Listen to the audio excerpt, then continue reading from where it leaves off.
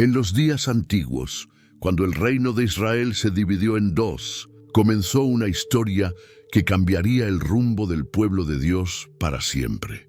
Todo empezó después de la muerte del rey Salomón, cuando su hijo Roboam no escuchó el consejo de los ancianos y el reino se partió en dos, Israel al norte y Judá al sur.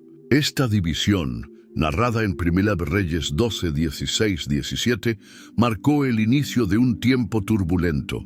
Cuando todo Israel vio que el rey no les hacía caso, respondieron al rey: ¿qué parte tenemos nosotros con David? No tenemos herencia con el hijo de Isaí. A tus tiendas, Israel. Ahora mira por tu propia casa, David.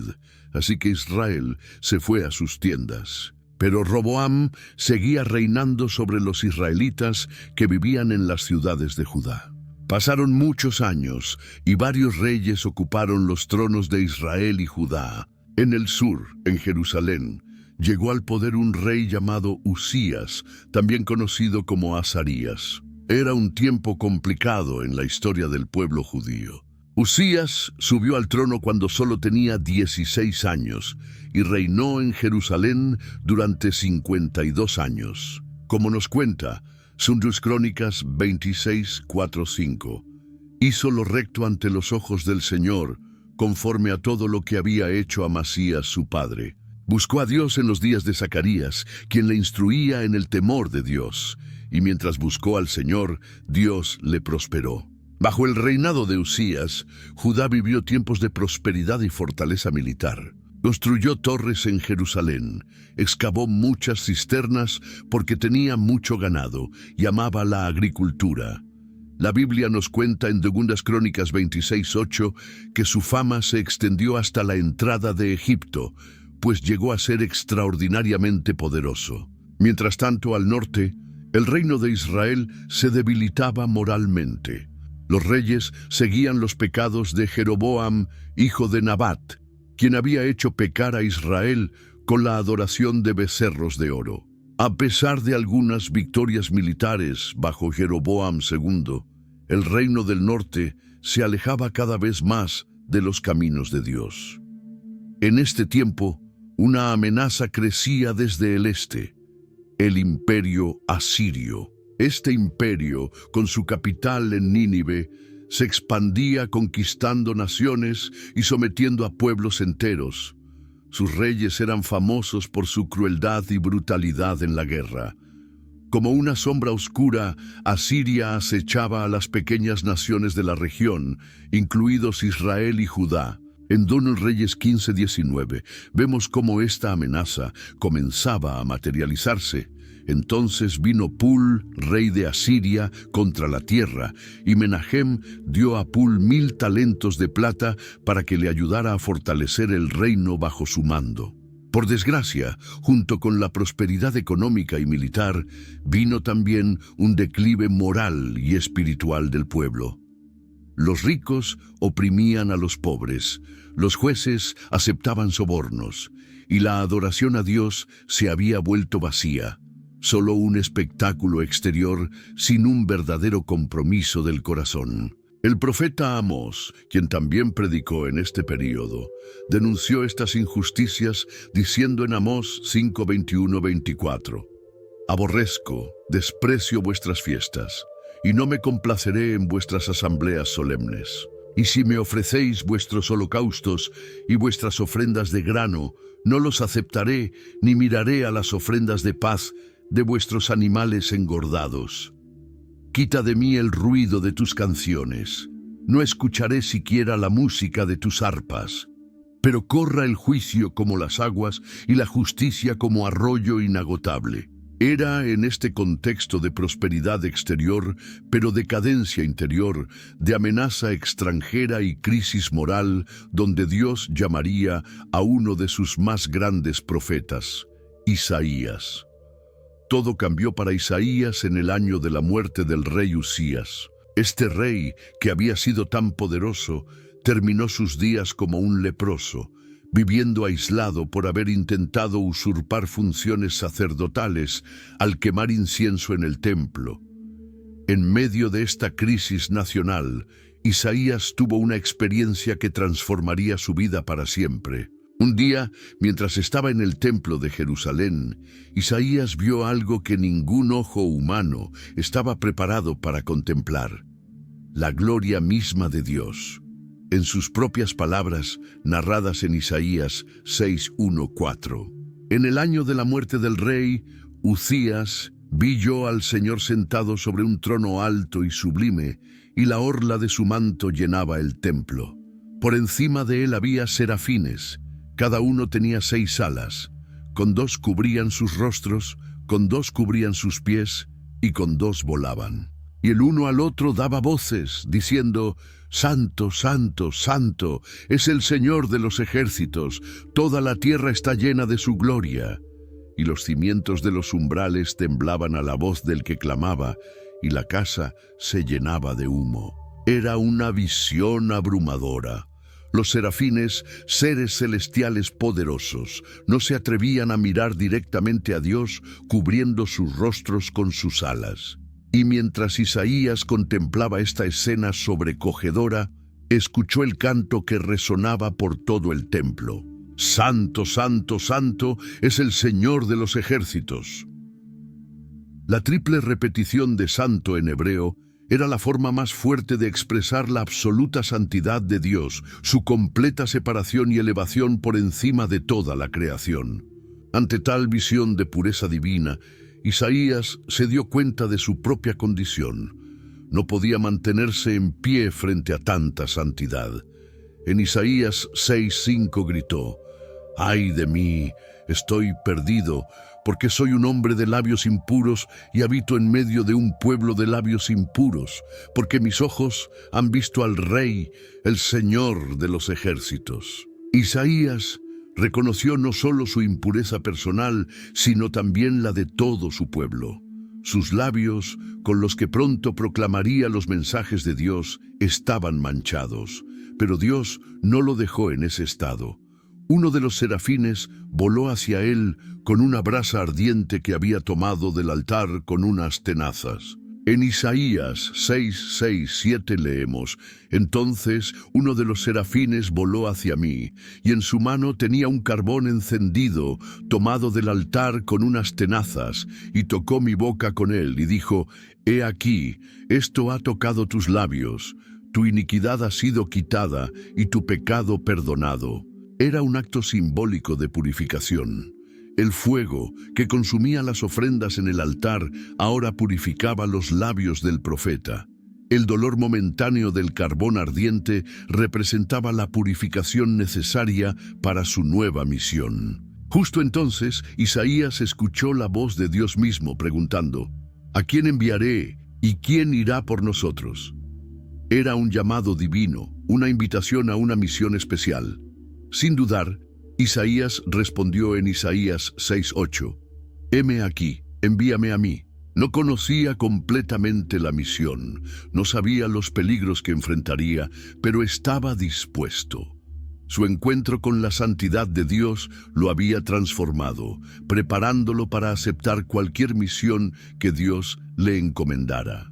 Y así, con una visión de gloria, un acto de purificación y una respuesta de obediencia, comenzó el ministerio profético de Isaías, un ministerio que duraría décadas y que dejaría un legado eterno para el pueblo de Dios. Detrás del gran profeta había un hombre con familia, orígenes y una vida personal.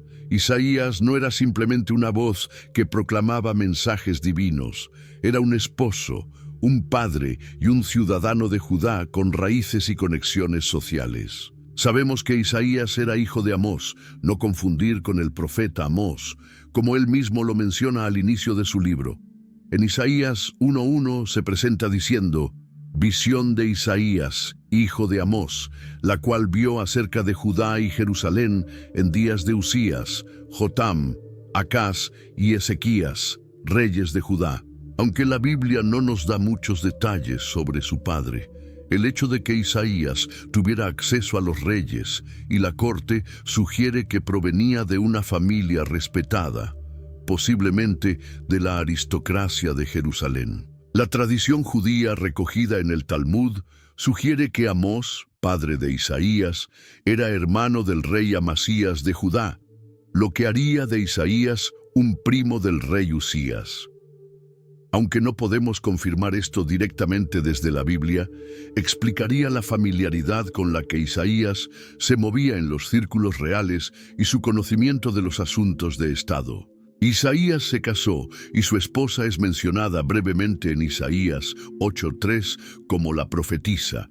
Me acerqué a la profetisa y ella concibió y dio a luz un hijo. Entonces el Señor me dijo: ponle por nombre Maher Salal Hasbaz. El título de profetisa podría indicar que ella también recibía revelaciones de Dios, o simplemente que era la esposa del profeta, como era costumbre llamar a las esposas de los funcionarios con el título femenino correspondiente al cargo de sus esposos. Lo más llamativo de la familia de Isaías fueron sus hijos, cuyos nombres servían como señales proféticas para el pueblo de Judá. Su primer hijo, mencionado en Isaías 7:3, se llamaba Sear Yashub, que significa un remanente volverá. Entonces el Señor dijo a Isaías: sal ahora al encuentro de Acaz, tú y tu hijo Sear Yashub, al extremo del acueducto del estanque superior, en la calzada del campo del lavador. Este nombre llevaba un mensaje de esperanza en medio del juicio. Aunque vendría el castigo, un remanente del pueblo regresaría a Dios y a su tierra. Su segundo hijo recibió un nombre aún más largo y significativo: Maher Salal Hasbaz, que significa el despojo se apresura, la presa se precipita. Como leemos en Isaías 8:1-4, el Señor me dijo: toma una tabla grande y escribe en ella con caracteres legibles, Maher Salal Hasbaz. Y tomé conmigo fieles testigos, al sacerdote Urías y a Zacarías, hijo de Jeberequías. Me acerqué a la profetisa, y ella concibió y dio a luz un hijo. Entonces el Señor me dijo: ponle por nombre Maher Salal Hasbaz, porque antes que el niño sepa decir papá o mamá, las riquezas de Damasco y el botín de Samaria serán llevados ante el rey de Asiria. Este nombre profético anunciaba la rápida llegada del juicio divino a través de la invasión asiria, que pronto arrasaría con los enemigos de Judá, Siria e Israel, pero que también amenazaría a Jerusalén. Los hijos de Isaías no eran solo en parte de su vida familiar, eran mensajes vivos, señales caminantes que Dios había puesto entre el pueblo. Como el mismo profeta declara en Isaías 8:18, «He aquí yo y los hijos que el Señor me ha dado somos señales y presagios en Israel de parte del Señor de los ejércitos que mora en el monte Sión». Isaías vivió en Jerusalén, la ciudad que tanto amaba y por la que tanto sufrió al ver sus pecados y predecir sus castigos. Su ministerio se extendió durante el reinado de 4 reyes de Judá: Usías, Jotam, Acaz y Ezequías, lo que sugiere una carrera profética de al menos 40 años. Durante este tiempo, no solo fue un portavoz de los mensajes divinos, sino también un esposo, un padre y un ciudadano preocupado por el destino de su nación. Tras la muerte del rey Usías, su hijo Jotam subió al trono de Judá. Jotam fue un rey relativamente bueno, como nos cuenta Dun Reyes 15:34-35. E hizo lo recto ante los ojos del Señor. Hizo conforme a todas las cosas que había hecho su padre Usías. Sin embargo, no quitó los lugares altos. El pueblo aún sacrificaba y quemaba incienso en los lugares altos. Él edificó la puerta superior de la casa del Señor. Durante este período, Isaías alzó su voz contra la injusticia social que se había arraigado en la sociedad de Judá. Aunque el rey mismo podía ser justo, muchos de los nobles y ricos oprimían a los pobres y vulnerables. En los primeros capítulos de su libro, Isaías denuncia estas injusticias con palabras ardientes. En Isaías 1:17 exhorta: aprended a hacer el bien, buscad la justicia, reprended al opresor, defended al huérfano, abogad por la viuda. El profeta no dudaba en señalar directamente a los culpables de estas injusticias. En Isaías 1:23 declara: tus príncipes son rebeldes y compañeros de ladrones. En cada uno ama el soborno y corre tras las recompensas. No defienden al huérfano, ni llega a ellos la causa de la viuda. Isaías también advirtió al pueblo sobre lo vacío de su culto a Dios. Muchos en Judá pensaban que con solo participar en los rituales religiosos, ofrecer sacrificios y guardar las fiestas, ya estaban cumpliendo con Dios.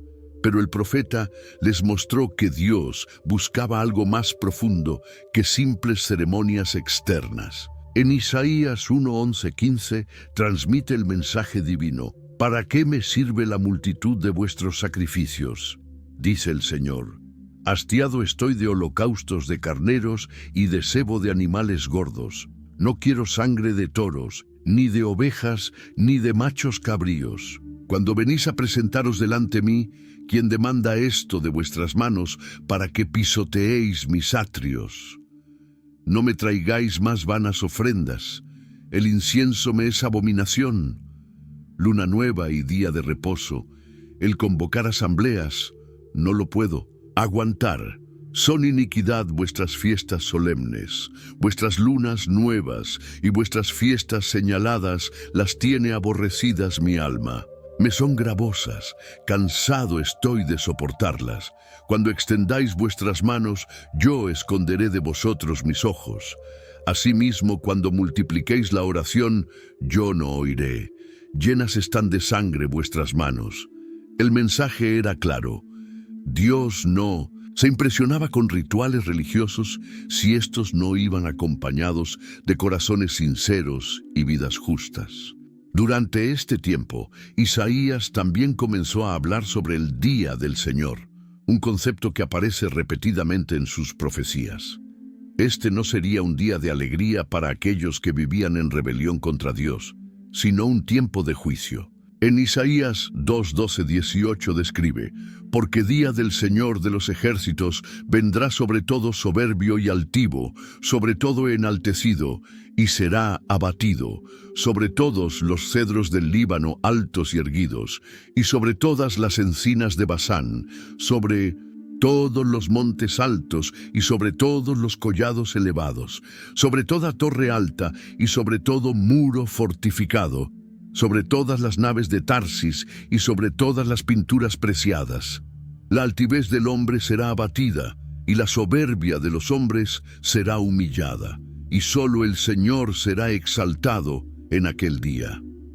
En contraste con estos mensajes de juicio, durante el reinado de Jotam, Isaías también comenzó a profetizar sobre la venida de un Mesías, un rey justo que traería paz y justicia verdadera. Estas profecías mesiónicas se desarrollarían más ampliamente a lo largo de su ministerio, pero ya podemos ver destellos de ellas en sus primeros mensajes.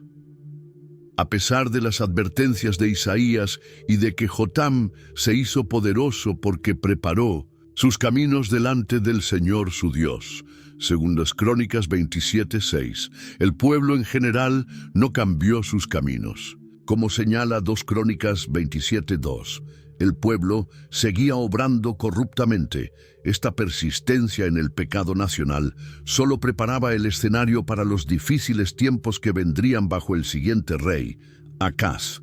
Cuando Jotam murió, su hijo Acaz subió al trono de Judá, y con él llegaron tiempos oscuros para el reino del sur. A diferencia de su padre y su abuelo, Acaz no siguió los caminos del Señor. La Biblia lo describe de manera contundente en 2 Reyes 16:2-4. Acaz tenía 20 años cuando comenzó a reinar, y reinó 16 años en Jerusalén, y no hizo lo recto ante los ojos del Señor su Dios, como David su padre. Antes anduvo en el camino de los reyes de Israel, y aún hizo pasar por fuego a su hijo, según las abominaciones de las naciones que el Señor echó de delante de los hijos de Israel. Asimismo sacrificó y quemó incienso en los lugares altos, sobre los collados y debajo de todo árbol frondoso. Fue durante su reinado cuando estalló la crisis conocida como la Guerra Siro-Efraimita. Resín, rey de Siria, Aram, y Peca, rey de Israel, también llamado Efraín, formaron una alianza contra Asiria y quisieron que Judá se uniera a ellos. Cuando Acaz se negó, decidieron atacar Jerusalén con la intención de derrocar a Acaz y poner a un rey títere en su lugar. En Isaías 7:1-2 leemos: Aconteció en los días de Acaz, hijo de Jotam, hijo de Usías, rey de Judá, que Resín, rey de Siria, y Peca, hijo de Remalías, rey de Israel, subieron contra Jerusalén para combatirla, pero no la pudieron tomar. Y fue dado aviso a la casa de David, diciendo: Siria se ha confederado con Efraín, y se le estremeció el corazón y el corazón de su pueblo, como se estremecen los árboles del monte a causa del viento. El pánico se apoderó de Acaz y de todo Jerusalén. Ante esta crisis, Dios envió a Isaías con un mensaje de calma y fe. El encuentro tuvo lugar en un sitio específico: el acueducto del estanque superior, en la calzada del campo del lavador, donde probablemente Acaz estaba inspeccionando las defensas de agua de la ciudad en preparación para un posible asedio. Isaías le dijo al rey en Isaías 7:4-9: Ten cuidado y mantén la calma. No tengas miedo ni te acobardes ante estos dos cabos de tizón humeante por el ardor de la ira de Resín y de Siria y del hijo de Remalías. Así ha dicho Jehová, el Señor: no subsistirá ni será, porque la cabeza de Siria es Damasco, y la cabeza de Damasco es Resín, y la cabeza de Efraín es Samaria, y la cabeza de Samaria es el hijo de Remalías. Si vosotros no creéis, de cierto no permaneceréis. El mensaje era claro. Los reyes de Siria e Israel eran como tizones casi apagados. No representaban una amenaza real y duradera. Dios protegería a Jerusalén si Acaz confiaba en él. Para reforzar esta promesa, Dios hizo algo extraordinario a través de Isaías. Ofreció a Acaz que pidiera una señal, cualquier señal, para confirmar que Dios estaba con él. En Isaías 7:10-11 leemos: Habló también el Señor a Acaz, diciendo: Pide para ti una señal del Señor tu Dios, que sea tan profunda como el Seol o tan alta como el cielo.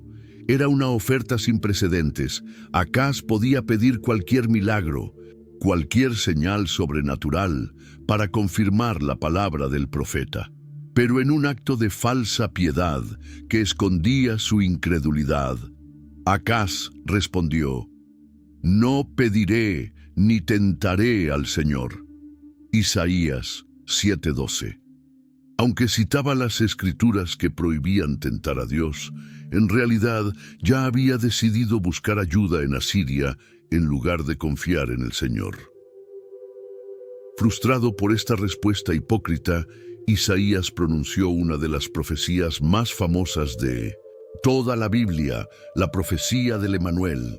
En Isaías 7:13-14 declaró: Entonces Isaías dijo: Oíd ahora, casa de David, ¿os es poco el ser molestos a los hombres, sino que también lo seáis a mi Dios? Por tanto, el Señor mismo os dará una señal. He aquí que la Virgen concebirá y dará a luz un hijo, y llamará su nombre Emanuel.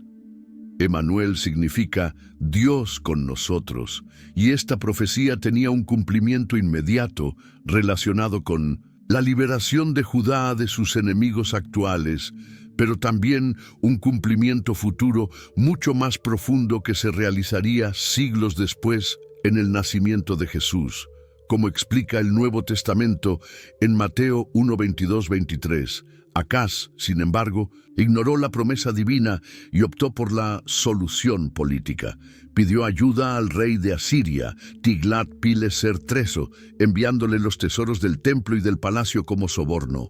Como leemos en 2 Reyes 16, 7, 8, entonces Acaz envió mensajeros a Tiglat-Pileser, rey de Asiria, diciendo: «Yo soy tu siervo y tu hijo.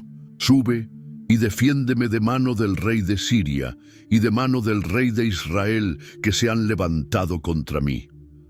Y tomó Acaz la plata y el oro que se halló en la casa del Señor y en los tesoros de la casa real, y envió al rey de Asiria un presente. Esta decisión marcaría el inicio de una relación de vasallaje con Asiria que tendría graves consecuencias para Judá. Isaías había ofrecido un camino de fe y confianza en Dios. Acaz eligió el camino de la política humana y la alianza con potencias extranjeras, exactamente lo que el profeta había advertido que no hiciera. Con Acaz firmemente decidido a buscar la protección de Asiria, Isaías continuó su ministerio advirtiendo sobre los peligros de confiar en las potencias extranjeras, en lugar de confiar en Dios. El profeta se oponía enérgicamente a estas alianzas políticas que, aunque parecían ofrecer seguridad inmediata, en realidad comprometían la independencia y la identidad espiritual de Judá. En Isaías 8, 11, 13, el profeta comparte cómo Dios le había advertido personalmente contra la mentalidad de dependencia en las alianzas humanas, porque el Señor me habló de esta manera con mano fuerte y me instruyó para que no anduviera en el camino de este pueblo, diciendo: «No llaméis conspiración a todo lo que este pueblo llama conspiración, ni temáis lo que ellos temen, ni os amedrentéis al Señor de los ejércitos, Él santificado. Sea Él vuestro temor, y Él sea vuestro miedo». El mensaje era claro. En lugar de temer a las mismas amenazas que atemorizaban al pueblo y a sus líderes, y en lugar de buscar las mismas soluciones políticas que ellos buscaban, Isaías y aquellos que escucharan su mensaje debían poner su confianza exclusivamente en Dios. Para Isaías, la confianza en Dios no era solo un principio religioso abstracto, era la única política exterior sensata para Judá. En un pasaje poderoso, comparó las alianzas con Asiria con confiar en aguas turbulentas y destructivas. En Isaías 8:6, 8 proclamó: «Por cuanto este pueblo desechó las aguas de Siloé, que corren mansamente, por tanto, he aquí que el Señor hace subir sobre ellos aguas de ríos, impetuosas y muchas, esto es, al rey de Asiria con todo su poder, el cual subirá sobre todos sus ríos y pasará sobre todas sus riberas, y pasando hasta Judá, inundará y pasará adelante y llegará hasta el cuello». El contraste es revelador. Las aguas de Siloé representaban la protección tranquila y constante de Dios, un pequeño manantial que proveía agua confiable a Jerusalén. Al rechazar esta protección divina, Judá experimentaría el río impetuoso de Asiria, que al principio parecía ofrecer ayuda, pero que finalmente se convertiría en una inundación devastadora que casi ahogaría al reino, llegando hasta el cuello. Isaías no se cansaba de alertar sobre las terribles consecuencias de estas alianzas extranjeras. En Isaías 31:3 denuncia: «Ay de los hijos rebeldes, dice el Señor, que toman consejo, pero no de mí, que se cubren con cubierta, y no de mi espíritu, añadiendo pecado a pecado, que se apartan para descender a Egipto y no han preguntado de mi boca, para fortalecerse con la fuerza de Faraón y poner su esperanza en la sombra de Egipto. Pero la fuerza de Faraón se os cambiará en vergüenza y la esperanza en la sombra de Egipto en confusión». Esta profecía, aunque dirigida contra las alianzas con Egipto que vendrían después, refleja el mismo principio que Isaías había enfatizado durante el reinado de Acaz: la locura de confiar en poderes humanos en lugar de en Dios. Con visión profética, Isaías predijo que Asiria, aunque inicialmente parecía ser la solución a los problemas de Judá, eventualmente se convertiría en el instrumento de castigo divino contra el pueblo. En Isaías 10:5-6, Dios declara a través del profeta: «Oh Asiria, vara y báculo de mi furor, en su mano he puesto mi ira. La mandaré contra una nación pérfida, y sobre el pueblo de mi ira le enviaré, para que quite despojos y arrebate presa, y lo ponga para ser hollado como lodo de las calles». Esta profecía se cumplió cuando Asiria, después de destruir el reino del norte de Israel en 722 a.C., eventualmente se volvió contra Judá e invadió gran parte de su territorio durante el reinado de Ezequías, el hijo de Acaz. Sin embargo, incluso al anunciar este juicio, Isaías ofrecía esperanza. Asiria era un instrumento en manos de Dios, pero su poder tenía límites. En Isaías 10:12, el profeta asegura: «Pero acontecerá que después que el Señor haya acabado toda su obra en el monte de Sión y en Jerusalén, castigará el fruto de la soberbia del corazón del rey de Asiria y la gloria de la altivez de sus ojos». A través de todas estas profecías y advertencias, Isaías mantuvo una posición consistente. La seguridad real de Judá no estaba en alianzas políticas, sino en la fidelidad a Dios. Esta postura profética, que a menudo lo puso en conflicto con los gobernantes, sería finalmente validada durante la crisis asiria que llegaría en el reinado del siguiente rey, Ezequías. Cuando Acaz murió, su hijo Ezequías subió al trono de Judá, y con él llegó un tiempo de renovación espiritual para el reino. A diferencia de su padre, Ezequías estaba determinado a seguir los caminos del Señor y a restaurar la adoración verdadera en Jerusalén. La Biblia lo describe de manera elogiosa en 2 Reyes 18:3-7. «E hizo lo recto ante los ojos del Señor, conforme a todas las cosas que había hecho David su padre.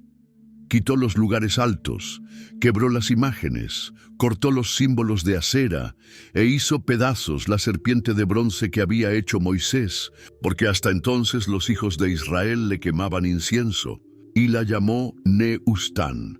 En el Señor Dios de Israel puso su esperanza, se apartó del Señor y no se dejó de seguirle, sino que guardó los mandamientos que el Señor prescribió a Moisés, y el Señor estaba con él, y a donde quiera que salía, prosperaba».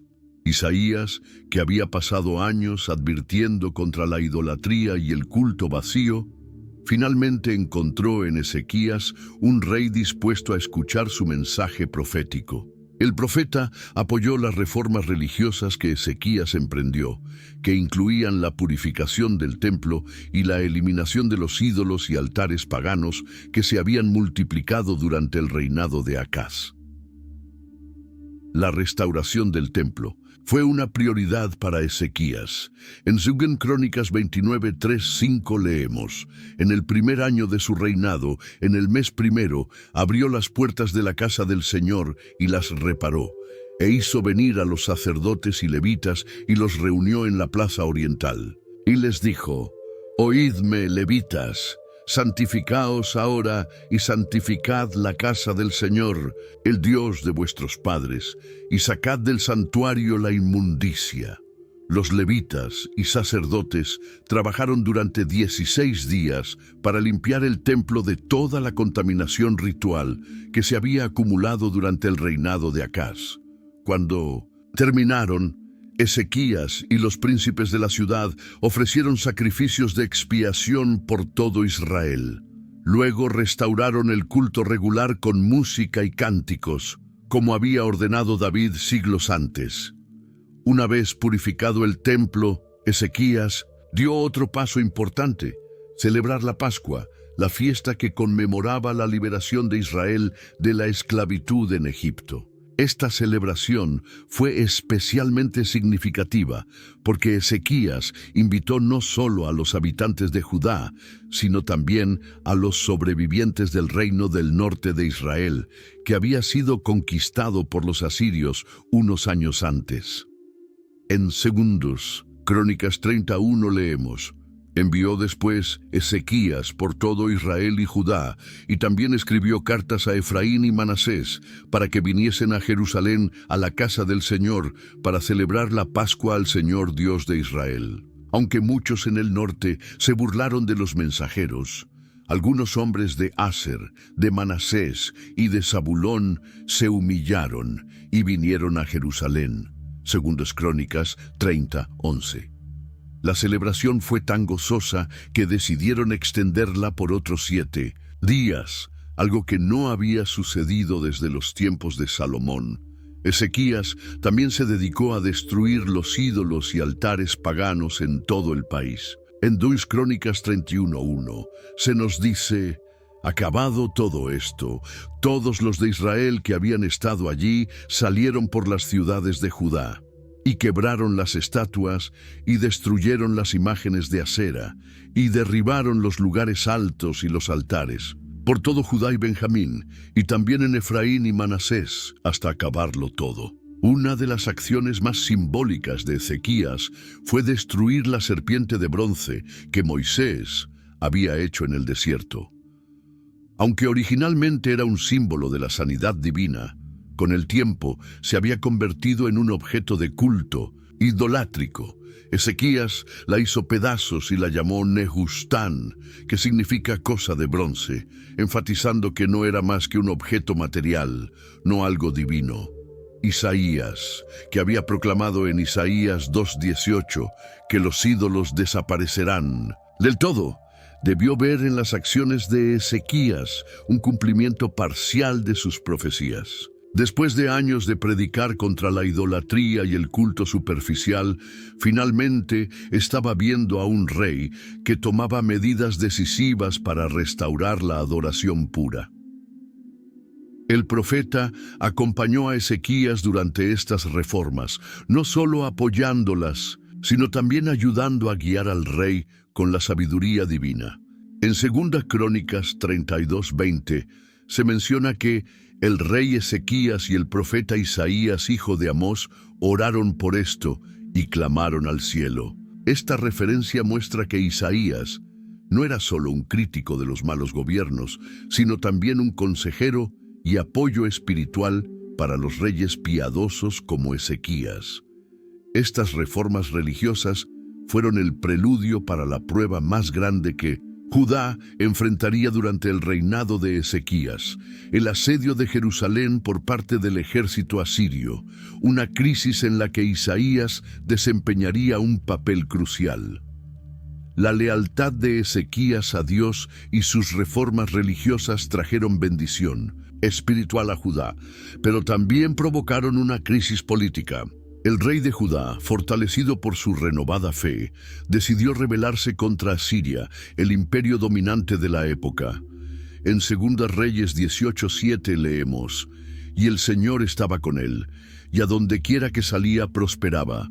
Él se rebeló contra el rey de Asiria y no le sirvió.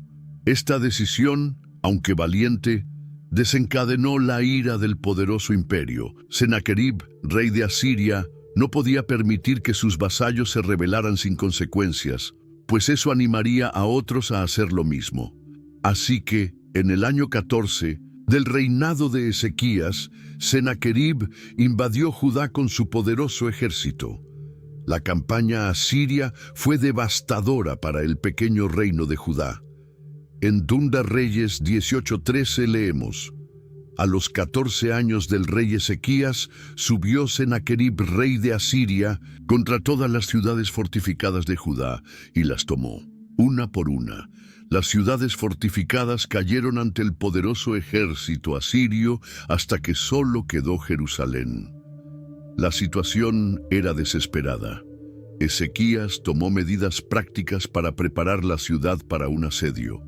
Reforzó las murallas, Fabricó armas, organizó a sus soldados y, quizás lo más importante, aseguró el suministro de agua bloqueando los manantiales fuera de la ciudad y canalizando el agua del manantial de Gijón hacia el interior de Jerusalén a través de un túnel subterráneo.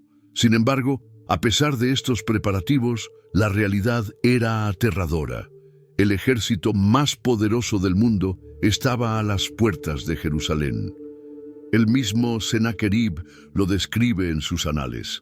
En cuanto a Ezequías el judío, que no se sometió a mi yugo, sitié 46 de sus ciudades fortificadas y las conquisté. En cuanto a Ezequías, el terror del esplendor de mi señorío lo abrumó. En este momento crítico, Ezequías inicialmente flaqueó y trató de apaciguar a Sennacherib pagando un enorme tributo.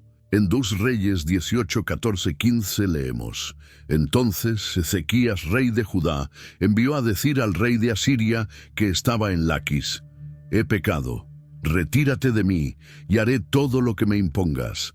Y el rey de Asiria impuso a Ezequías, rey de Judá, 300 talentos de plata y 30 talentos de oro. Dio, por tanto, Ezequías toda la plata que fue hallada en la casa del Señor y en los tesoros de la casa real. Pero el pago del tributo no satisfizo a Sennacherib. El rey asirio envió a 3 de sus oficiales, el Tartán, el Rabsaris y el Rabsaqué, con un gran ejército a Jerusalén para exigir la rendición incondicional de la ciudad. El Rabsaqué, que parece haber sido el portavoz principal, se dirigió a los representantes de Ezequías y luego al pueblo de Jerusalén, que estaba sobre la muralla, hablando en hebreo para que todos pudieran entenderlo. Sus palabras fueron diseñadas para desmoralizar a los defensores. En 2 Reyes 18, 19, 22, el Rabsaqué dijo: Decida ahora a Ezequías, el gran rey, el rey de Asiria, dice así: ¿Qué confianza es esta en que te apoyas? Dices, pero son palabras vacías: tengo consejo y fuerzas para la guerra. Ahora bien, en 1900, ¿quién confías para rebelarte contra mí? He aquí que confías en este bastón de caña astillada, en Egipto, el cual, si alguno se apoyare en él, le entrará por la mano y la traspasará. Tal es Faraón, rey de Egipto, para todos los que en él confían. Y si me decís, nosotros confiamos en el Señor nuestro Dios, ¿no es este aquel cuyos lugares altos y altares ha quitado Ezequías? El representante asirio intentaba sembrar dudas en la mente del pueblo. ¿Podía Egipto realmente ayudarlos? ¿Estaba Dios realmente de su lado después de que Ezequías había eliminado los lugares altos que el Rabsaqué confundía con la verdadera adoración? Luego pasó a la intimidación directa, en 2 Reyes 18:25, declarando falsamente que el propio Señor había enviado a Asiria contra Jerusalén. ¿Acaso he venido yo ahora sin el Señor contra este lugar para destruirlo? El Señor me dijo: sube contra esta tierra y destrúyela. Finalmente, el Rabsaqué pasó a la propaganda abierta, hablando directamente a la gente sobre la muralla y prometiéndoles una buena vida si se rendían, mientras describía los horrores que les esperaban si resistían. En 2 Reyes 18, 31, 32, tentó al pueblo: no escuchéis a Ezequías, porque así dice el rey de Asiria: haced conmigo paz, y salid a mí, y comerá cada uno de su vid y de su higuera, y beberá cada cual las aguas de su pozo, hasta que yo venga y os lleve a una tierra como la vuestra, tierra de grano y de vino, tierra de pan y de viñas, tierra de olivas, de aceite y de miel, y viviréis, y no moriréis. El pueblo, siguiendo las instrucciones de Ezequías, permaneció en silencio y no respondió. Pero la blasfemia del Rabsaqué contra el Dios de Israel no quedaría sin respuesta. Los representantes de Ezequías volvieron con sus ropas rasgadas, en señal de duelo, y le contaron al rey las palabras del Rabsaqué.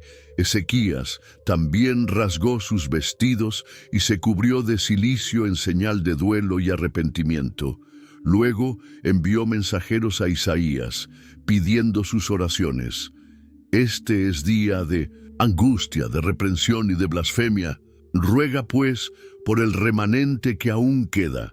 Segunda Reyes 19, 3, 4. La respuesta de Isaías fue inmediata y confiada. En Segunda Reyes 19, 6, 7 dijo a los mensajeros: Así diréis a vuestro Señor, así ha dicho el Señor, no temas por las palabras que has oído, con las cuales me han blasfemado los siervos del rey de Asiria. He aquí pondré yo en él un espíritu y oirá un rumor, y volverá a su tierra, y haré que en su tierra caiga a espada. Mientras tanto, Sennacherib, que se había retirado temporalmente para luchar contra las fuerzas egipcias, envió una carta amenazante a Ezequías, jactándose de sus conquistas pasadas y advirtiendo que ningún dios había podido salvar a ninguna nación de Asiria. Al recibir esta carta blasfema, Ezequías hizo algo hermoso. Tomó Ezequías las cartas de mano de los embajadores, y después que las hubo leído, subió a la casa del Señor y las extendió delante del Señor. Segunda Reyes 19, 14. Luego oró, reconociendo el poder de Dios sobre todos los reinos de la tierra y pidiendo liberación, para que sepan todos los reinos de la tierra que solo tú, Señor, eres Dios. Según Reyes 19, 19. Dios respondió a través de Isaías con una extensa profecía contra Sennacherib. En ella, Dios se burla del orgullo del rey asirio, señalando que todos sus logros eran en realidad parte del plan divino. ¿No has oído que desde mucho tiempo atrás yo lo hice? ¿Que desde los días de la antigüedad lo tenía planeado? Ahora lo he hecho acontecer. 2 Reyes 19:25. La profecía terminaba con una promesa firme. Por tanto, así dice el Señor acerca del rey de Asiria: no entrará en esta ciudad, ni lanzará flecha aquí, ni vendrá delante de ella con escudo, ni levantará contra ella baluarte. Por el camino que vino, volverá, y no entrará en esta ciudad, dice el Señor, porque yo ampararé a esta ciudad para salvarla, por amor a mí mismo y por amor a David, mi siervo. 2 Reyes 19, 32, 34. Y entonces ocurrió algo extraordinario. En 2 Reyes 19, 35, 36 leemos: Y aconteció que aquella misma noche salió el ángel del Señor y mató en el campamento de los asirios a 185,000, y cuando se levantaron por la mañana, he aquí que todo era cuerpos de muertos. Entonces Sennacherib, rey de Asiria, se fue y volvió a Nínive, donde se quedó. La liberación prometida por Isaías se había cumplido de manera milagrosa. El ejército más poderoso del mundo había sido derrotado no por la fuerza militar, sino por la intervención directa de Dios. Jerusalén estaba a salvo. Esta victoria confirmó la fe de Ezequías y validó el ministerio profético de Isaías. El mensaje constante del profeta, confiar en Dios, no en alianzas políticas, había demostrado ser verdadero en el momento de mayor crisis. La historia de esta liberación milagrosa se convertiría en uno de los momentos más memorables de la historia de Judá, y un testimonio duradero del poder de Dios para defender a su pueblo cuando confían en él. Después de la milagrosa liberación de Jerusalén del ejército asirio, Isaías 38:1 nos cuenta que en aquellos días Ezequías se enfermó de muerte, y vino a él el profeta Isaías, hijo de Amós, y le dijo: Así dice el Señor, pon en orden tu casa, porque morirás y no vivirás. Era un mensaje directo y duro que ningún rey quería escuchar. Ezequías reaccionó de inmediato. En Isaías 38, 2, 3, volvió su rostro a la pared e hizo oración al Señor, diciendo: «Oh Señor, te ruego que te acuerdes ahora que he andado delante de ti en verdad y con íntegro corazón, y que he hecho lo que ha sido agradable delante de tus ojos». Y como añade el texto, lloró Ezequías con gran lloro. Su oración era sincera y salía del corazón. Dios escuchó esta oración. Antes de que Isaías saliera del palacio, la palabra del Señor vino a él nuevamente. En 2 Reyes 25:6 leemos: «Vuelve y di a Ezequías, príncipe de mi pueblo: Así dice el Señor, el Dios de David tu padre: he oído tu oración y he visto tus lágrimas. He aquí que yo te sanaré. Al tercer día subirás a la casa del Señor, y añadiré a tus días 15 años». El rey pidió una señal para confirmar esta palabra y eligió el desafío más difícil: que la sombra en el reloj de sol retrocediera 10 grados. En 2 Reyes 20:10, Ezequías dijo: «Fácil cosa es que la sombra decline 10 grados, pero no que la sombra vuelva atrás 10 grados». Y así sucedió. En un evento astronómico inexplicable, Isaías 38:21, nos dice que el profeta indicó un tratamiento sencillo: «Tomad masa de higos y ponedla en la llaga y sanará». La combinación de la intervención divina y el remedio natural trajo la curación prometida. La noticia de esta recuperación milagrosa llegó lejos. Isaías 39:1 relata: «En aquel tiempo, Merodac Baladán, hijo de Baladán, rey de Babilonia, envió cartas y presentes a Ezequías, porque supo que había estado enfermo y que había convalecido». Ezequías cometió un grave error. Según Isaías 39:2, se regocijó con ellos Ezequías y les mostró la casa de su tesoro, plata y oro, especias, ungüentos preciosos, toda su casa de armas y todo lo que se hallaba en sus tesoros. No hubo cosa en su casa y en todos sus dominios que Ezequías no les mostrase. Esta exhibición de vanidad tendría graves consecuencias. Isaías vino y, tras escuchar lo sucedido, pronunció una profecía devastadora en Isaías 39:5-7. «He aquí vienen días en que todo lo que está en tu casa y todo lo que tus padres han atesorado hasta hoy será llevado a Babilonia. Nada quedará, dice el Señor. Y de tus hijos que saldrán de ti, que habrás engendrado, tomarán y serán eunucos en el palacio del rey de Babilonia». Este incidente marcó un punto de inflexión en el ministerio de Isaías, cuyas profecías comenzaron a mirar más allá del exilio babilónico hacia un futuro de restauración y hacia la venida del Mesías. Como profeta del Dios de toda la tierra, Isaías también pronunció mensajes divinos sobre las naciones extranjeras. En Isaías 13:1-4 comienza una de sus profecías más poderosas: profecía sobre Babilonia, revelada a Isaías, hijo de Amós. «Yo mandé a mis consagrados, asimismo llamé a mis valientes para mi ira, a los que se alegran con mi gloria. Ruido de multitud en los montes, como de mucho pueblo, ruido de estruendo de reinos, de naciones reunidas. El Señor de los ejércitos pasa revista a las tropas para la batalla». Con lenguaje vívido, Isaías 13:17-18 describe cómo el Señor reuniría a los instrumentos de su juicio contra Babilonia. «He aquí que yo despierto contra ellos a los medos, que no se ocuparán de la plata, ni codiciarán oro. Con arco tirarán a los niños, y no tendrán misericordia del fruto del vientre, ni su ojo perdonará a los hijos». Esta profecía se cumplió en el 539 a.C., cuando Ciro el persa conquistó Babilonia. La arrogante Asiria también recibió su parte del juicio profético. En Isaías 10:12-14, Dios declara: «Mas acontecerá que después que el Señor haya acabado toda su obra en el monte de Sión y en Jerusalén, castigará el fruto de la soberbia, del corazón del rey de Asiria y la gloria de la altivez de sus ojos, porque dijo: Con el poder de mi mano lo he hecho, y con mi sabiduría, porque soy prudente. Egipto, la antigua potencia a la que Judá a menudo miraba en busca de ayuda, no escapó al juicio divino. Isaías 19:1 advierte: profecía sobre Egipto.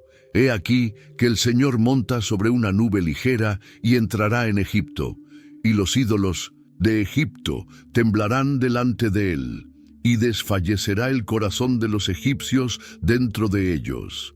Sin embargo, este oráculo termina con esperanza, pues Isaías 19:23 predice que un día habrá una calzada de Egipto a Asiria, y asirios entrarán en Egipto y egipcios en Asiria, y los egipcios servirán con los asirios al Señor. Otros pueblos también fueron objeto de las profecías de Isaías. En Isaías 15:1 declara sobre Moab: ciertamente de noche fue destruida Ar de Moab, puesta en silencio. Ciertamente de noche fue destruida Kir de Moab, reducida a silencio. Sobre Damasco, en Isaías 17:1-2 profetiza: he aquí que Damasco dejará de ser ciudad y será montón de ruinas. Quizás uno de los oráculos más fascinantes es sobre Tiro. Isaías 23:15 predice: y acontecerá en aquel día que Tiro será puesta en olvido por 70 años, como días de un rey. Después de los 70 años, cantará Tiro canción como de ramera. Sorprendentemente, también predice que después, según Isaías 23:18, su mercadería y su salario serán consagrados al Señor. Estos oráculos demuestran la soberanía universal de Dios, que juzga a todos los pueblos según su justicia, pero también revelan su misericordia. A lo largo de su libro, Isaías utiliza la expresión «ay» para introducir denuncias contra pecados específicos. Esta palabra en hebreo, hoy, era un grito de dolor y advertencia, como el de alguien que ve venir un desastre. En Isaías 5:8, el profeta exclama: «Ay de los que juntan casa a casa y añaden heredad a heredad hasta ocuparlo todo. ¿Habitaréis vosotros solos en medio de la tierra?». Este ay iba dirigido contra los ricos terratenientes que expandían sus propiedades a expensas de los pobres. En Isaías 5:9 advierte de las consecuencias. Muchas casas serán asoladas, grandes y hermosas, sin morador. La codicia por la tierra reflejaba una actitud de avaricia y falta de preocupación por el bienestar comunitario. La ley de Moisés había establecido mecanismos como el año del jubileo para evitar la concentración permanente de la tierra, pero estos principios habían sido ignorados en beneficio de la riqueza personal. Otra denuncia poderosa aparece en Isaías 5:11-12. Ay de los que se levantan de mañana para seguir la embriaguez, que se están hasta la noche, hasta que el vino los enciende. En sus banquetes hay arpas, vihuelas, tamboriles, flautas y vino, y no miran la obra del Señor ni consideran la obra de sus manos. El problema no era el consumo de vino, sino la prioridad distorsionada que daban a la búsqueda del placer. Esta vida de excesos embotaba su sensibilidad espiritual. Isaías 5:13-14 advierte las consecuencias. Por tanto, mi pueblo fue llevado cautivo, porque no tuvo conocimiento. Por eso ensanchó su interior el Seol, y sin medida extendió su boca, y allá descenderá la gloria de ellos. Particularmente severa es la denuncia en Isaías 5:20. Ay de los que a lo malo dicen bueno, y a lo bueno malo, que hacen de la luz tinieblas, y de las tinieblas luz, que ponen lo amargo por dulce y lo dulce por amargo. Cuando se pierde la capacidad de distinguir entre el bien y el mal, toda la sociedad se desmorona. Isaías 5:21 también lanza un ay contra la autosuficiencia. Hay de los que son sabios en sus propios ojos y de los que son prudentes delante de sí mismos.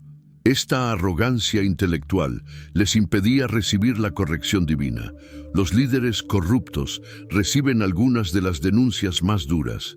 Isaías 10:1-2 declara: «Hay de los que dictan leyes injustas y prescriben tiranía para apartar del juicio a los pobres y para quitar el derecho a los afligidos de mi pueblo, para despojar a las viudas y robar a los huérfanos».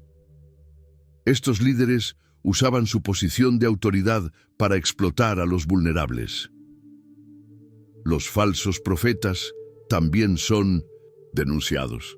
Isaías 30:10 describe cómo el pueblo les pedía: «No veáis, y a los profetas: no nos profeticéis lo recto, decidnos cosas halagüeñas, profetizad mentiras». Estas denuncias eran llamados urgentes al arrepentimiento. Isaías quería que el pueblo entendiera la gravedad de sus acciones y regresara al camino de la justicia antes del juicio divino. Entre todas las profecías de Isaías, las que más han cautivado a los lectores a lo largo de los siglos son los llamados Cánticos del Siervo. Estos pasajes describen a un misterioso personaje cuya misión y sufrimiento tendrían un impacto universal. El primer cántico se encuentra en Isaías 42:1-4, donde Dios mismo presenta a este siervo especial. «He aquí mi siervo, yo le sostendré, mi escogido, en quien mi alma tiene contentamiento. He puesto sobre él mi espíritu, él traerá justicia a las naciones. No gritará, ni alzará su voz, ni la hará oír en las calles. No quebrará la caña cascada, ni apagará el pábilo que humeare. Por medio de la verdad traerá justicia, no se cansará ni desmayará, hasta que establezca en la tierra la justicia». Este siervo es presentado como alguien escogido por Dios, dotado de su espíritu y con una misión universal. Sorprendentemente no viene con estridencia ni fuerza bruta, sino con gentileza, cuidando a los débiles y a los que apenas mantienen su fe viva. En el segundo cántico, Isaías 49:1-6, el siervo mismo habla: «Oídme costas y escuchad, pueblos lejanos. El Señor me llamó desde el vientre y me dijo: mi siervo eres, oh Israel, porque en ti me gloriaré». Aunque es llamado Israel, el contexto muestra que es un individuo con la misión de restaurar a Israel y ser luz de las naciones. Este siervo experimenta desaliento, pero confía en Dios. Su misión es enorme, pues Isaías 49:6 dice: «Poco es para mí que tú seas mi siervo para levantar las tribus de Jacob y para que restaures el remanente de Israel. También te di por luz de las naciones, para que seas mi salvación hasta lo postrero de la tierra». El tercer cántico, en Isaías 54:9, muestra al siervo como alguien instruido por Dios y dispuesto a sufrir. «El Señor Jehová me dio lengua de sabios para saber hablar palabras al cansado. Di mi cuerpo a los heridores y mis mejillas a los que me mesaban la barba. No escondí mi rostro de injurias y disputos». A pesar del sufrimiento, mantiene su confianza en Dios. Pero es el cuarto cántico, en Isaías 52:13-53-12, el que ha dejado la impresión más profunda. Aquí, el profeta describe a un siervo que es despreciado y rechazado, pero cuyo sufrimiento tiene un propósito redentor. El pasaje comienza con una paradoja en Isaías 52:13-14. «He aquí que mi siervo será prosperado, será engrandecido y exaltado, y será puesto muy en alto. Como se asombraron de ti muchos, de tal manera fue desfigurado de los hombres su parecer». En Isaías 53:4-6 descubrimos la razón de este sufrimiento. «Ciertamente llevó él nuestras enfermedades y sufrió nuestros dolores. Mas él herido fue por nuestras rebeliones, molido por nuestros pecados. El castigo de nuestra paz fue sobre él, y por su llaga fuimos nosotros curados. El siervo sufre por los pecados de otros, no por los suyos propios, y lo hace voluntariamente.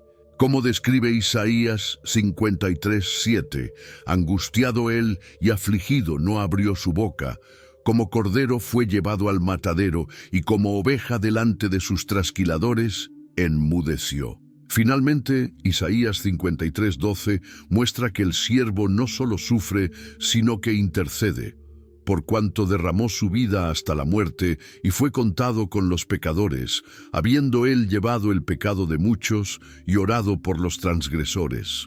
Aunque en tiempos de Isaías, Asiria era la potencia dominante, el profeta miró más allá y vio que Babilonia sería el instrumento que Dios usaría para castigar a Judá. Con una claridad sorprendente, Isaías predijo la caída de Jerusalén y el exilio, pero también ofreció esperanza.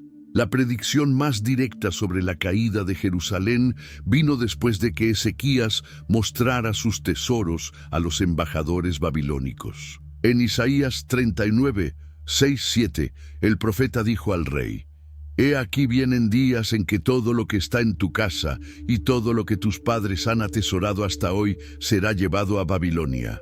Nada quedará, dice el Señor.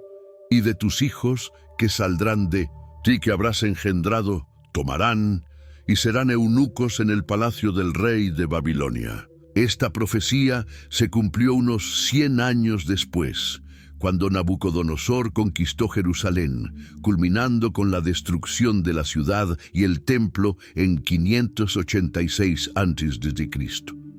Lo asombroso es que Isaías no se detiene en la predicción del desastre. Isaías 40:1-2 comienza una sección de consuelo. «Consolaos, consolaos, pueblo mío, dice vuestro Dios. Hablad al corazón de Jerusalén, decidle a voces que su tiempo es ya cumplido, que su pecado es perdonado». El profeta ofrece aliento para los que estarían en el exilio. En Isaías 40:27-28 pregunta: «¿Por qué dices, oh Jacob, y hablas tú, Israel? Mi camino está escondido del Señor, y de mi Dios pasó mi juicio. ¿No has sabido, no has oído que el Dios eterno es el Señor, el cual creó los confines de la tierra?» En Isaías 40:11, con bella poesía, describe cómo Dios cuidará de su pueblo. Como pastor apacentará su rebaño. En su brazo llevará los corderos y en su seno los llevará. Pastoreará suavemente a las recién paridas. Pero la profecía más sorprendente es el llamado específico a Ciro, el rey persa, como libertador, más de 150 años antes de que esto ocurriera. En Isaías 44:28 Dios declara: «Que dice de Ciro, es mi pastor, y cumplirá todo lo que yo quiero. Al decir a Jerusalén, serás edificada, y al templo serás fundado». Isaías 45:1-3 continúa esta profecía: «Así dice el Señor, a su ungido, a Ciro, al cual tomé yo por su mano derecha para sujetar naciones delante de él. Yo iré delante de ti y enderezaré los lugares torcidos, quebrantaré puertas de bronce y cerrojos de hierro haré pedazos, y te daré los tesoros escondidos y los secretos muy guardados». Lo más extraordinario es que Isaías llama a este rey pagano ungido, Mesías en hebreo, y declara que Dios lo ha levantado con un propósito específico. Efectivamente, en 538 a.C., Ciro emitió un decreto permitiendo a los judíos regresar a Jerusalén y reconstruir el templo, cumpliendo exactamente lo que Isaías había predicho tanto tiempo antes. Más allá del regreso del exilio, Isaías vio un futuro glorioso, una era de restauración y renovación bajo el gobierno del Mesías. Sus visiones de la Nueva Jerusalén y la era mesiánica son algunas de las más bellas y esperanzadoras de toda la Biblia. En Isaías 11:6-9, el profeta describe una renovación radical de la naturaleza y la sociedad. Morará el lobo con el cordero, y el leopardo con el cabrito se acostará. El becerro y el león y la bestia doméstica andarán juntos, y un niño los pastoreará. La vaca y la osa pacerán, sus crías se echarán juntas, y el león como el buey comerá paja. Y el niño de pecho jugará sobre la cueva del áspid, y el recién destetado extenderá su mano sobre la caverna de la víbora. No harán mal ni dañarán en todo mi santo monte, porque la tierra será llena del conocimiento del Señor, como las aguas cubren el mar. Es una visión de paz perfecta, donde las antiguas enemistades entre animales depredadores y presas desaparecen, simbolizando el fin de toda violencia y conflicto. Esta transformación ocurre porque la tierra será llena del conocimiento del Señor, sugiriendo que el conocimiento de Dios trae paz y armonía. Central a estas visiones está la promesa de un niño especial. En Isaías 9, 6, 7, el profeta declara: «Porque un niño nos es nacido, hijo nos es dado, y el principado sobre su hombro. Y se llamará su nombre Admirable, Consejero, Dios fuerte, Padre eterno, Príncipe de paz.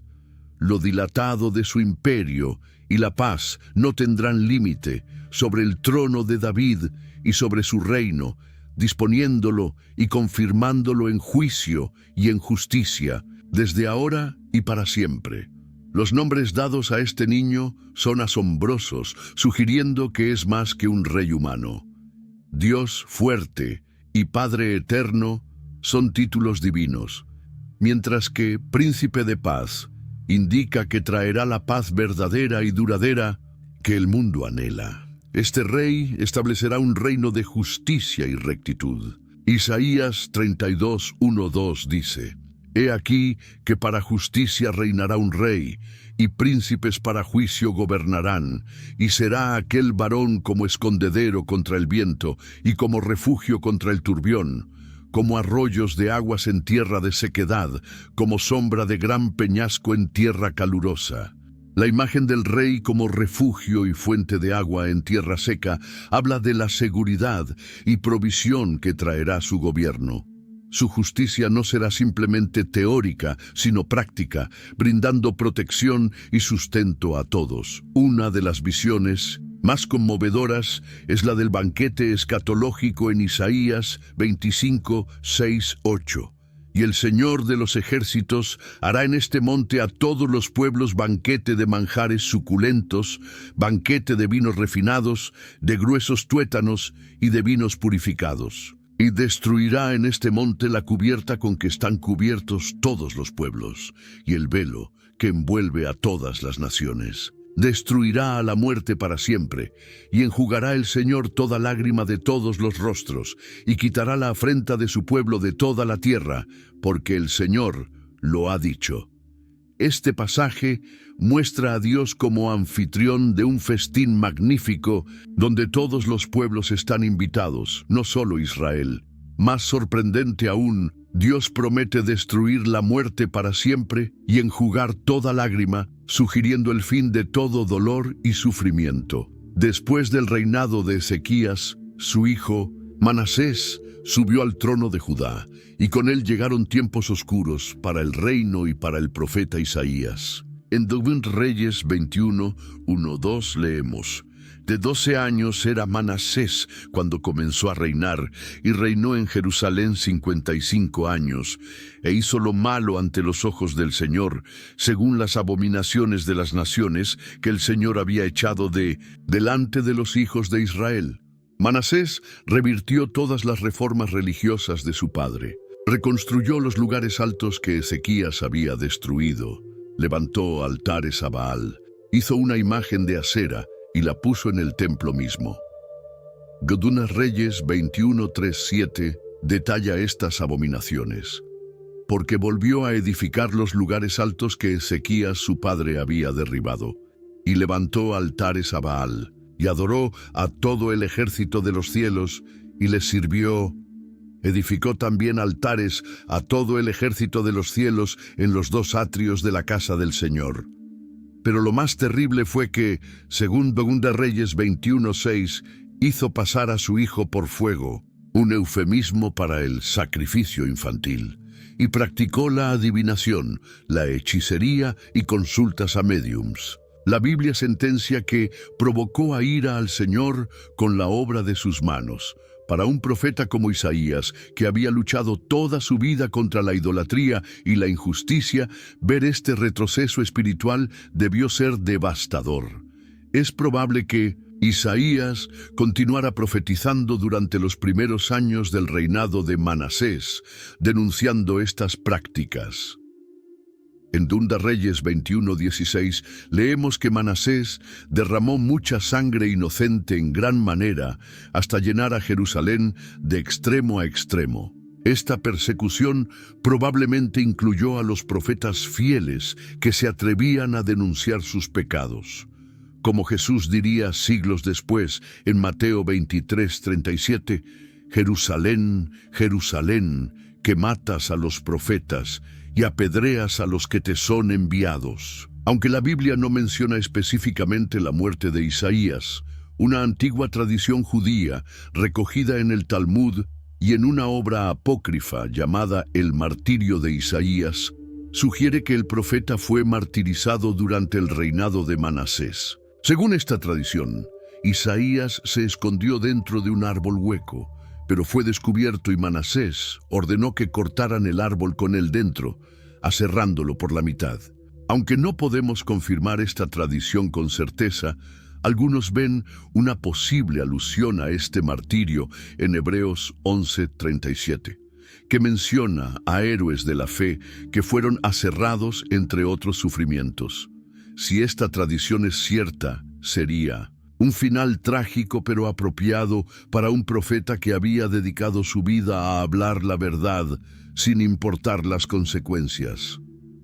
A pesar de la persecución, los escritos de Isaías fueron preservados. Es probable que sus discípulos recogieran y guardaran sus profecías, asegurándose de que sus palabras no se perdieran. En Isaías 8:16, el mismo profeta había dicho: «Ata el testimonio, sella la ley entre mis discípulos». Esta instrucción sugiere que Isaías tenía un círculo de seguidores leales que conservarían sus enseñanzas para las generaciones futuras. El libro de Isaías, tal como lo conocemos hoy, es una obra maestra literaria y espiritual. En Isaías 1:1 leemos: «Visión de Isaías, hijo de Amós, la cual vio acerca de Judá y Jerusalén en días de Usías, Jotam, Acaz y Ezequías, reyes de Judá». Este versículo sugiere que la colección de profecías abarca al menos 4 reinados, lo que representaría unos 60 años de ministerio profético. La formación y estructura del libro ha sido objeto de mucho estudio. Tradicionalmente, se ha dividido en 2 partes principales: los capítulos 1:39, centrados en juicio y advertencia, y los capítulos 40-66, enfocados en consuelo y esperanza. Muchos eruditos han notado un cambio en el tono y el enfoque entre estas secciones. Los primeros 39 capítulos contienen principalmente mensajes de juicio contra Judá y las naciones vecinas, con algunas profecías mesiánicas intercaladas. Los capítulos 40-55 se centran en el consuelo para el pueblo en el exilio babilónico y la promesa de restauración. Los capítulos 56-66 miran hacia el futuro lejano, a la era mesiánica y la nueva creación. Algunos eruditos modernos han sugerido que estas diferentes secciones podrían ser obra de distintos autores en diferentes períodos. Han propuesto un Deutero Isaías, capítulos 40-55, y un Trito Isaías, capítulos 56-66. Sin embargo, la tradición judía y cristiana ha mantenido la unidad esencial del libro y su atribución al profeta Isaías del siglo VIII a.C., La influencia de Isaías en las escrituras posteriores es inmensa. Sus profecías sobre el Mesías y la era mesiánica moldearon las expectativas judías durante siglos. Sus visiones del siervo sufriente encontraron eco en la comprensión cristiana de la misión de Jesús. El Nuevo Testamento cita a Isaías más que a cualquier otro profeta. En Lucas 4:16-21, Jesús lee Isaías 61, 1-2 en la sinagoga de Nazaret y declara: «Hoy se ha cumplido esta escritura delante de vosotros». En Hechos 8:26-35, Felipe explica al eunuco etíope el pasaje de Isaías 53 como una profecía sobre Jesús. Un hallazgo arqueológico notable fue el descubrimiento de los manuscritos de Isaías en Qumrán, entre los rollos del Mar Muerto, en 1947. El gran rollo de Isaías, uno quizá, está casi completo y data aproximadamente del 125 a.C., siendo el manuscrito completo más antiguo de cualquier libro bíblico, alrededor de 1000 años más antiguo que los manuscritos masoréticos medievales. Este descubrimiento ha confirmado la antiquísima tradición textual del libro de Isaías. El impacto de Isaías en las expectativas mesiánicas del judaísmo y el cristianismo es incalculable. Sus visiones de un Mesías que sufre y luego es exaltado han moldeado profundamente la teología cristiana. Sus profecías sobre un reino de paz y justicia siguen inspirando a creyentes de todas las tradiciones que anhelan un mundo mejor. La riqueza poética del lenguaje de Isaías, con sus imágenes vívidas y su ritmo majestuoso, ha influido en la literatura, el arte y la música a lo largo de los siglos. Compositores como Händel, en su oratorio El Mesías, han puesto música a sus palabras. Poetas y escritores han encontrado inspiración en sus metáforas y visiones. Pero quizás el mayor legado de Isaías sea su testimonio de que Dios está activamente involucrado en la historia humana, juzgando el mal y trabajando para la redención final de su creación. A través de todas las crisis y cambios políticos de su tiempo, Isaías mantuvo firme su visión de un Dios soberano, cuyo propósito último es traer salvación no solo a Israel, sino a todas las naciones. Las palabras con las que comienza la segunda parte de su libro siguen resonando a través de los siglos como un mensaje de esperanza para todos los tiempos difíciles. Consolaos, consolaos, pueblo mío, dice vuestro Dios. En este mensaje de consuelo divino, en medio de la tribulación, radica quizás la esencia más profunda del ministerio profético de Isaías.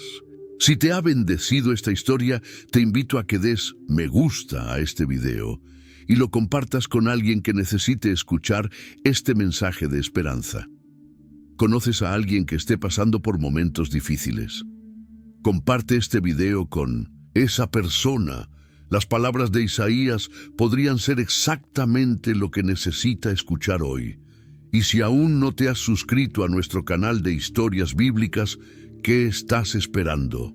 Cada semana traemos una nueva historia para inspirarte y ayudarte a profundizar en las verdades eternas de la palabra de Dios. Presiona el botón de suscripción ahora mismo y activa la campanita para que no te pierdas ninguno de nuestros próximos videos. Nos vemos en el próximo episodio donde seguiremos descubriendo juntos las maravillosas historias de la Biblia. Que Dios te bendiga.